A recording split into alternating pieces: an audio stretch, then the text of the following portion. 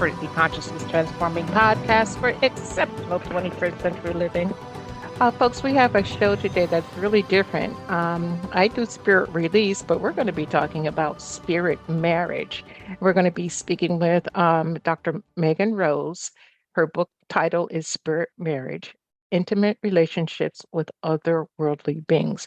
Now, this is going to be interesting for everybody involved. So sit back, take some notes, and I want to warn you beforehand. This book is not, the information in this book is not something that you just play with. Okay. It's kind of like Kundalini. If you don't know what you're doing, kind of don't go there. Okay. Because you're going to invite more issues upon yourself. Now, the information shared on Get Over It uses intuitive and pragmatic insight to help you shift your consciousness to break through the blocks and release energy that is no longer needed. Yes, we're going to help you let go of the BS that is holding you back. But you guys know I always ask that question: are you truly ready to? And by the way, folks, BS is belief system. A bit about me for my new listeners: intuitive since birth. I'm a third generation intuitive with over 3 decades of experience supporting people to break through the blocks along their path. I'm a strategist for personal and professional transformation, revealing cutting edge information that enables you to prosper and thrive. I spent 25 successful years in corporate America as an executive sales professional, and I am the founder of Healing Visions Ministries and the Northern California Children's Education Network, a 501(c)(3) nonprofit. I provide consultations and healings in all areas of life that heal the mind body spirit connection, allowing you to live your very best life. My clients tell me that I keep it real while providing them with accurate information to assist them along their journey as a spirit living a human existence. But they also say, if you really don't want to know, don't ask Monique. My background includes a doctorate in metaphysics, Reiki master teacher, ordained minister, and clinical hypnotherapist. So whether you are stressed, depressed, or possessed, I can help. To find out more about me and the services I offer, go to my website, and that's moniquechapman.com. And I invite you to like me on Facebook and follow me on LinkedIn. And folks, September 23rd through the 25th, 2022, I'm going to be one of the participants at the Wisdom of Reiki conference in Rhinebeck, New York at the Omega Institute. If you're a Reiki practitioner and you're in the area, please join us. We're going to have a lot of fun. Okay, we're going to have a lot of fun. So all you have to do is just buy a ticket, and we'd love to meet you. Come up and say hi. Okay, so my guest today, Megan Rose, Ph.D., has a doctorate in East-West psychology from the California Institute of Integral Studies and a master's degree in religion and society from the Graduate Theological Union. She is an initiated ceremonial magician, Shakti Tantric practitioner, and senior seer in the House of Faery Seership Institute. She served as an ordained interfaith minister and psycho-spiritual counselor and is the executive director of the Entheosis Institute. You can check her out at her website, and she's got two. First one is spiritmarriage.com, spiritmarriage.com. And the second one is drmeganrose.com, drmeganrose.com. Welcome, Megan. It's wonderful to be here, Monique. Thanks so much for inviting me. Oh, thanks so much for coming on. I mean, your book, it's almost, when I looked at it, it's like, spirit marriage. This doesn't, make sense to me because people are calling me daily to get rid of spirits. And here you are talking about joining with one. So what is spirit marriage so that everybody's on the same page? Yeah, spirit marriage is when a human steps into a bonded, sometimes intimate relationship with an otherworldly being. And I use the term spirit just because that's kind of the biggest, broadest catch-all. But really what we're talking about are deities, angels, sometimes beloved dead, elementals, fairy beings. I mean, it really runs the gamut of different types of, typically not in a physical body, but there's exceptions for that. Beings that have their source in something other than our mundane human consciousness, because the beloved dead might have been humans at one point, but Mm-hmm. deities maybe not. So Oh, it's a well, really broad. okay, before you go further, explain to me about the beloved dead. Who Mhm. are they? They can be ancestors, they can be sort of elevated dead, ascended masters, or sometimes your own partner in life crosses over and you stay in a relationship with them. Hmm. Okay. Very, very interesting. So why this information to come out and why now? I mean, everybody's blossoming sexuality, whether it's LGBTQI, XYZ, and my son's gay, so y'all don't get on me. Everybody's exploring, binary, not binary. You have your pronouns and all this. So why now? Is there an energy that's pushing this out into the world now? Hmm. Yeah, I think so. I think, I'm first of all, I should say spirit marriage has been known as many different things. The first evidence we see of it is in textual evidence is back in ancient Mesopotamia with the Sumerian sacred marriage. Mm-hmm. Um, but it's been known as different things: God spousing, indwelling, merging, etc. And it's seen really transculturally uh, in so many different cultures and so many different practices. I think it's coming out right now because it's time and it's needed.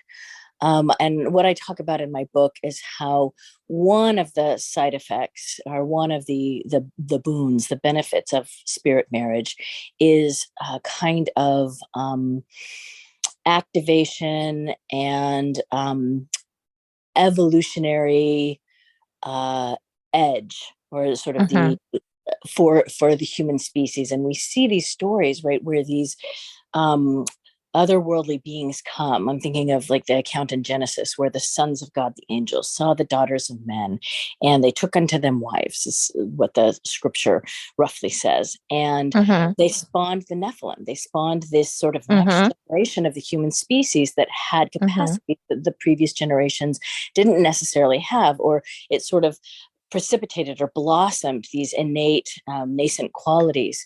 And you see this again and again, like with the fairy marriage and some of the Celtic traditions. The marriage to the fae will often bestow different gifts like prophecy or the charismata. So, I think, and certainly many of my co-researchers, the people I interviewed in the book, seemed to uphold this, that it's coming forward right now to be more part of our popular awareness, because Mm-hmm. we need to co-create with the many different intelligences here on earth, and sort of step out of our anthropocentric worldview and step into more of a beloved relationship with planet, with cosmos, with each other. And that hopefully will be the tipping point that will save us from extinction. We need something. We Mm-hmm. truly need something.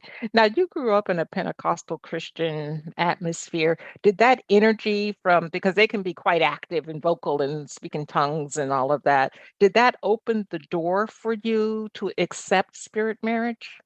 I think so. Growing up Pentecostal, I like to say I sort of came out of the womb and was filled with the Holy Spirit. I talk about in my story in the book is about how, I, less than a year old, was baptized in, the Holy Spirit. And that really shifted and altered me, and kind of like to say I was like this child running around with her pants on fire, full of all of this ecstasis energy.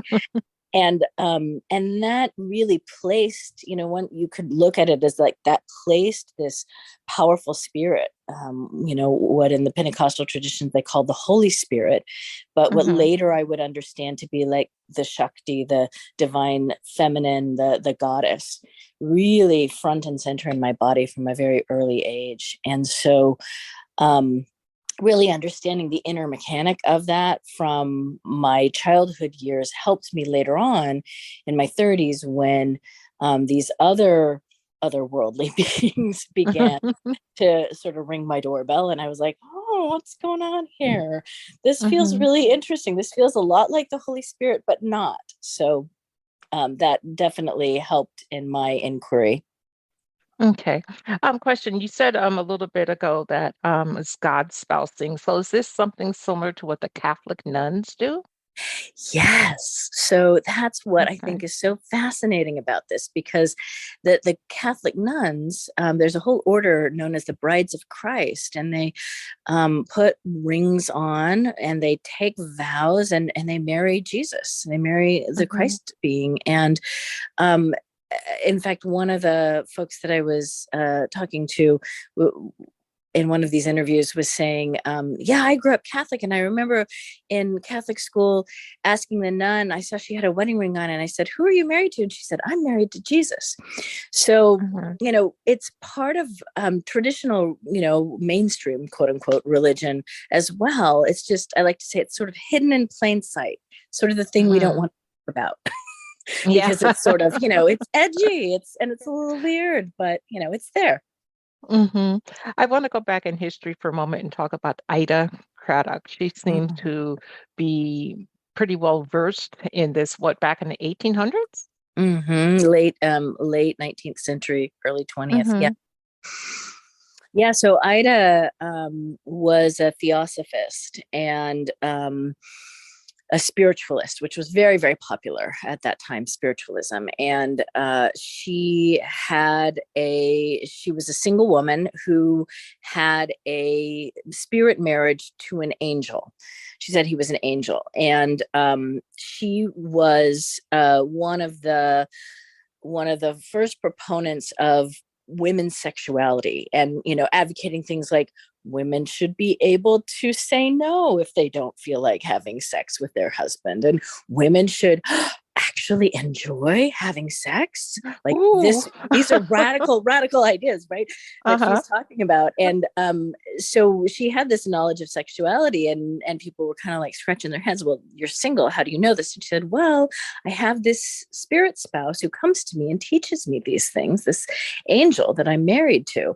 And so she ended up doing some really lovely research in her treatise, Heavenly Bridegrooms, which was one of the first things that I found when I started researching this, was the Heavenly Bridegrooms tract that's widely available online.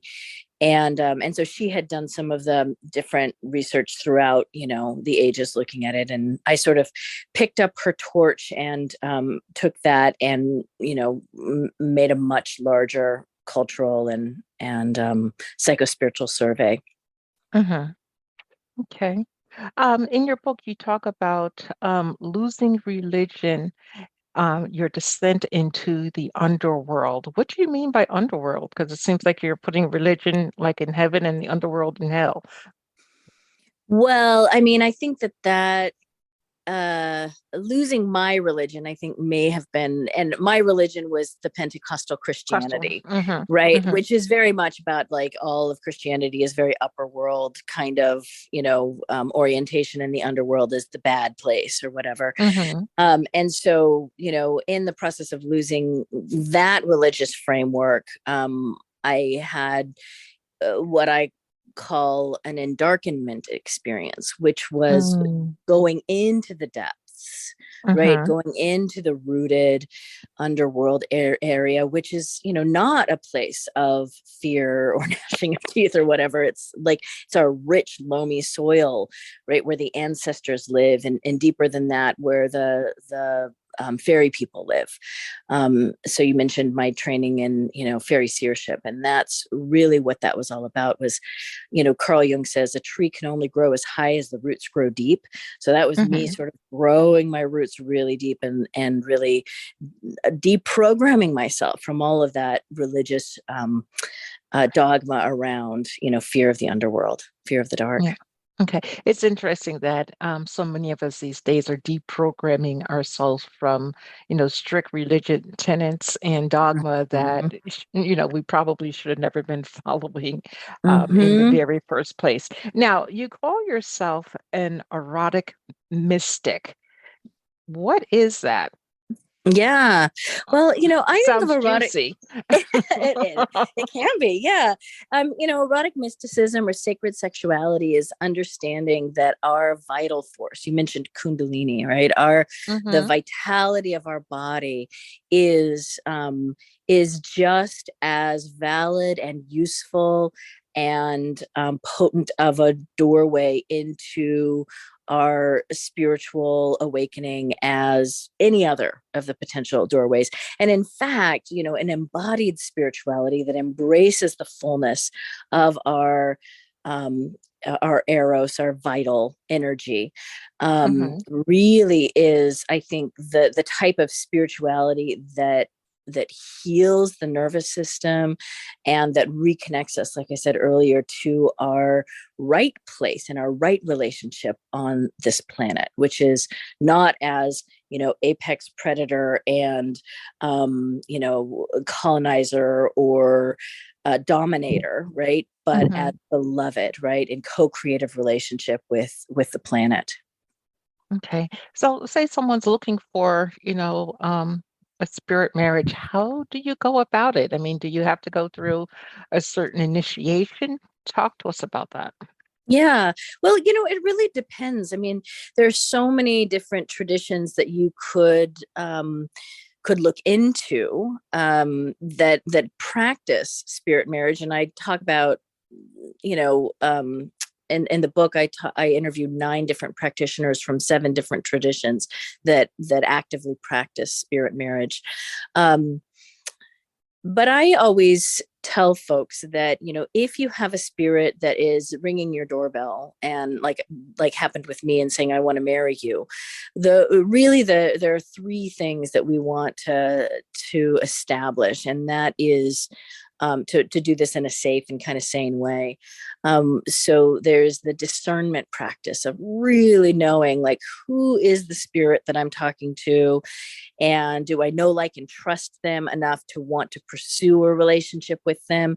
And that can involve, divinatory work. For me, it involved having really amazing mentors and spirit workers that I could go to help me discern the spirits for Hmm. myself. And then the devotional practice of getting to know them, and what could be maybe thought of as the falling in love practice, where your that devotional energy is, like dating. You don't just meet somebody hopefully and say, we're going to get married tomorrow. You spend time getting to know them and Hmm. really understanding if this is a spirit that you want to devote, because just because a spirit wants to marry you doesn't necessarily mean that you have to say yes.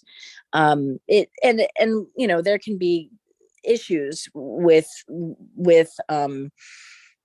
a flat out no, but we do get to Hmm. negotiate because we bring things to the relationship that they don't, and they bring things to the relationship that we don't. So discernment, devotion, and then discipline, and that's just like showing up, right? Spending Hmm. time doing the practices, the rituals, the whatever that you develop to build that spirit muscle. Mm. Okay. So how do we get past the trickster? Say, we've meditated, we've consulted, we've done everything, and the spirit that we agreed to be with truly turns out to be a trickster, not uncommon from human relationships. Well, yeah, So, I mean, I think that's a great point, Monique. How well do we ever know any one person?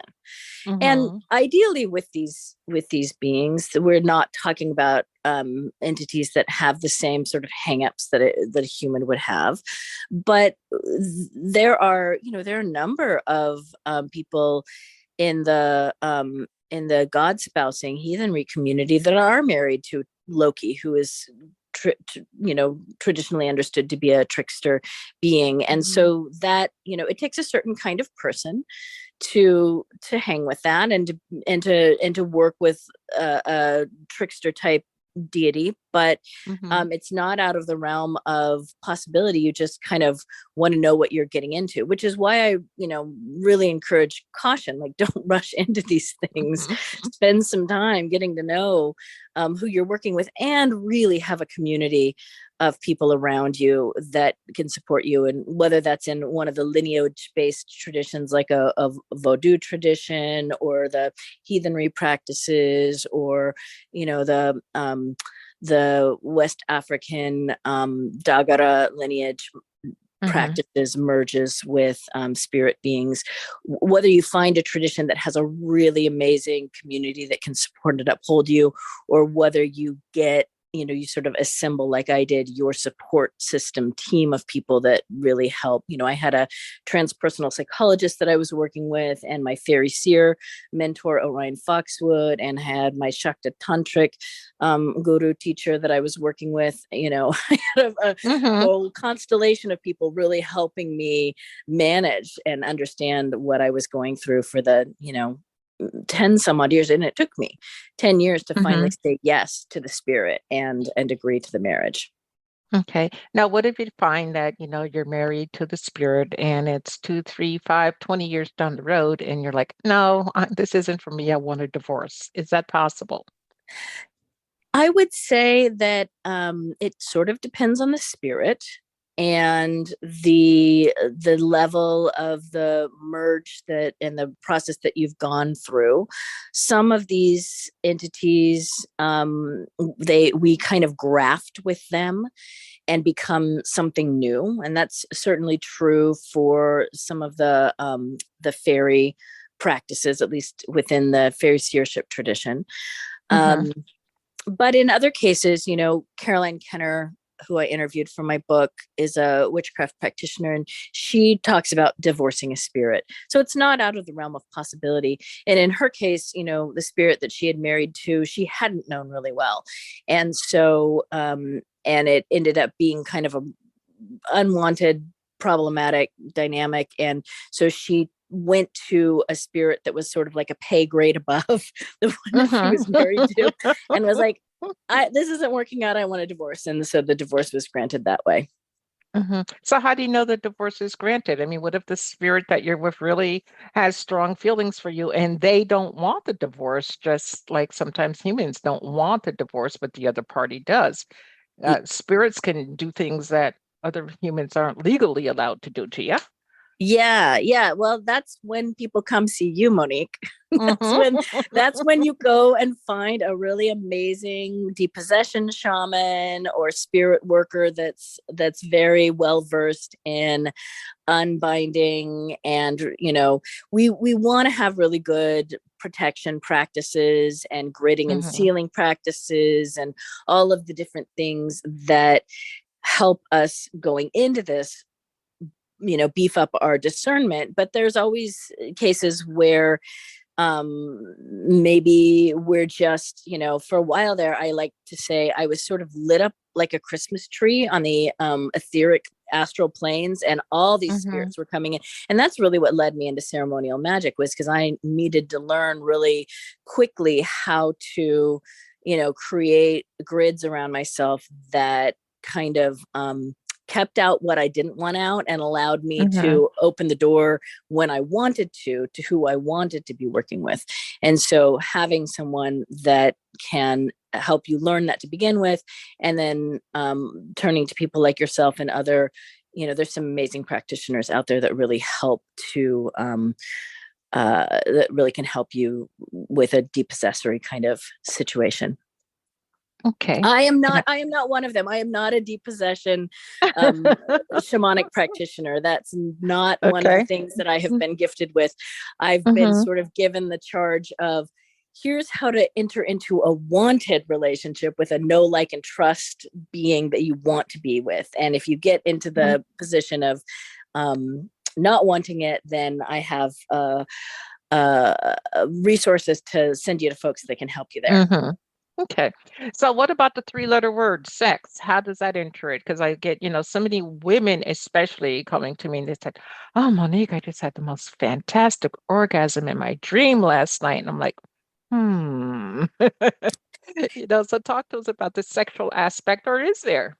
Yeah, no, there absolutely can be. I mean, and everybody's a little bit different. Some spirit marriages, that is a very big piece of the dynamic, and some it's not.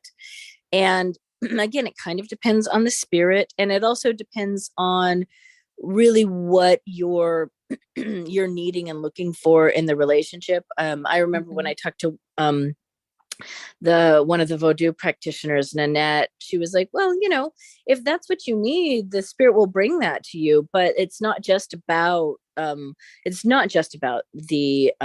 sexual aspect. And we really, we could spend I could spend a lot of time unpacking what's going on energetically in sex to begin with. Hmm. But suffice Yeah. it to say, when we have that kind of vitalizing or orgone or eros or even orgasm type energy in the encounter with a spirit, it isn't necessarily about what we think of when we think of like sex between two humans. And Hmm. Caroline talks about this, that they can use vitalizing energy or eros energy to actually empower and heal and awaken us and sort of clean out our central channel, again, in a relationship with a loving, vetted entity. I'm not talking about incubi and succubi here. Those are a whole Hmm. other topic.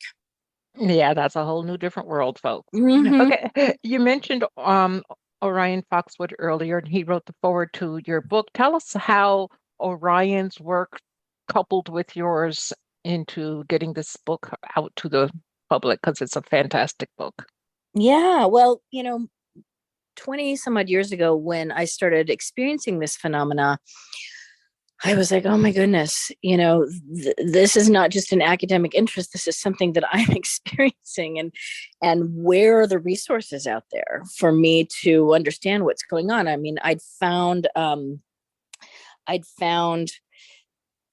Ida Craddock's writing, and Hmm. I had found some of the Vodou practices, the Hmm. Mariage Loa, but I didn't feel called, and I wasn't being called by any of the Loa, the spirits of those practices. I was being called by this other sort of nondescript, but maybe angelic, maybe fairy kind of energy, and a very wise colleague of mine from the ceremonial magic tradition said, I think you should check out Orion Foxwood, because he talks about this in the context of Faery Seership, and his Faery Seership lineage comes out of Scotland and then through Appalachia. Hmm. And so that's what I did. I went to a Panthea Con where Orion was speaking, and I met him, and I talked about how my spirit kind of like leaped when I heard him speak. I was like, this is my teacher. And so I apprenticed to him and did his 7+ year Faery Seership apprenticeship training. And he really became one of my core mentors and spiritual teachers during that time to really help me discern what was going on with me. Hmm. And so, when I wrote the book, I had included his story. He very graciously agreed to tell me his story about his marriage to his fairy wife Bree. So that Hmm. story is in the book, and then he also wrote the foreword. Okay. Oh, excuse me. Now your website, Dr. Megan Rose and spiritmarriage.com. What are we going to find there? Well, there is some a lot of interviews and videos taught me talking about this, and I have a series that I call Sit and Sip with Dr. Megan Rose, where Hmm. I talk about different spirit marriage related topics, from eco spirituality to sacred sexuality, and as well as interview people about spirit marriage. And then I have a self study course called Spirit Marriage 101, and you can Hmm. learn about and sign up for that there. And I also have individual consults that I do with folks So you can go to the website and request one of those. And I have a group program for people who maybe don't feel called to one specific spirit marriage lineage, but want to meet other practitioners and learn how to develop devotion, discernment, and discipline. And this is sort of an ongoing group program with just some amazing people who are, most of them are in spirit marriages of one kind or another, some with beloved dead, so it doesn't really fit into a specific lineage. And I'm trying to think what else is on there. I think that's pretty good. That pretty much covers it. Yeah. It does. So you are available to work with people should they want to take this a step further. And folks, check out our course online. And again, she said it's self-paced, and you can delve in as quickly or as slowly as you want. Megan, I really appreciate you being with us here today. What pearl of wisdom would you like to leave with our audience? I think that, now is really the time for us to set down our preconceived ideas about what's real and what's not real, and our need to prove things down to bits and bytes, and really open to the mystery of the cosmos and the fact that it might actually be that we're embedded within it and we are its beloved, and that stepping back into that deep, loving, co-creative relationship with planet, with cosmos, with each other, I think really is the salve that we need right now as a species to perhaps open us to our whatever we're going to be. Barbara Marx Hubbard called it the Homo Spiritus, the awakened human. Well, thank you so much for sharing your knowledge with us and sharing about spirit marriage. It was definitely something new for me. And to the audience, I thank you and I appreciate your time and attention. Always an honor for you to listen in to what we're saying here on Get Over It.